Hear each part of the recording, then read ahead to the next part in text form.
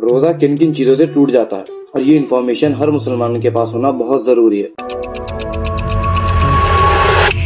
अस्सलाम वालेकुम everyone, welcome to day 65 of a series of reminders for youth. तो जैसे कि इससे पिछली वीडियो में मैंने बात की थी किन किन चीजों से रोजा नहीं टूटता, तो इसमें देख लेते हैं कि किन किन चीजों से रोजा टूट जाता है। और ये जो पार्ट है इसके दो पार्ट में सीरीज आएगी। तो पहली बात कर लेते हैं कि एक तरीका जो होता है, अगर उसमें आपका रोजा टूटता है तो आपको एक रोजा रखना पड़ेगा उसके बाद। और अगर दूसरे तरीके से आपका रोजा टूटता है तो आपको 60 रोजे कॉन्सिक्यूटिव डेज रखने पड़ेंगे, यानी लगातार। कि अब मतलब नहीं कि अगर आप 59वें डे पे पहुंचे और आपसे वहां एक छूट गया, मतलब वो वाले दिन का छूट गया, तो आपको वापस से फिर 1 से लेकर 60 तक फिर से शुरू करने पड़ेंगे सारे के सारे रोजे। अब रोजे टूटने का ताल्लुक कुछ जिस्म से बाहर आना नहीं होता। रोजा टूटने का ताल्लुक जो होता है वो होता है कि जिस्म के कुछ अंदर कुछ खाने की या पीने की चीज अंदर जाना है, किसी और तरह की चीज अंदर जाना, मतलब उसका ताल्लुक अंदर जाने से होता है जिस्म के।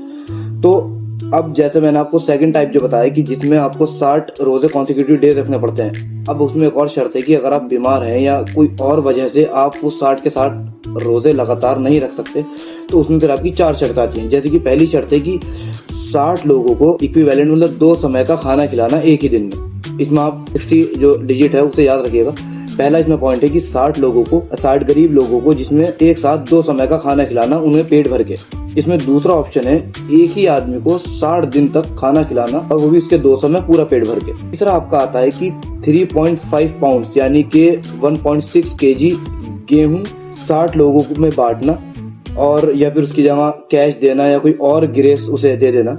और आपका लास्ट पॉइंट आता है इसमें कि 3.5 pound which is again 1.6 kilo गेहूं एक आदमी को देना 60 दिन तक, या फिर उसकी जगह आप कैश दे सकते हैं या कुछ और ग्रेस दे सकते हैं, जो भी आपसे बने। तो बस यही चीजें हैं कि जिससे, और इसका जो सेकंड पार्ट है उसमें हम एक्शंस इंशाल्लाह देखेंगे कि कौन कौन से एक्शन से आपका रोजा टूटता है।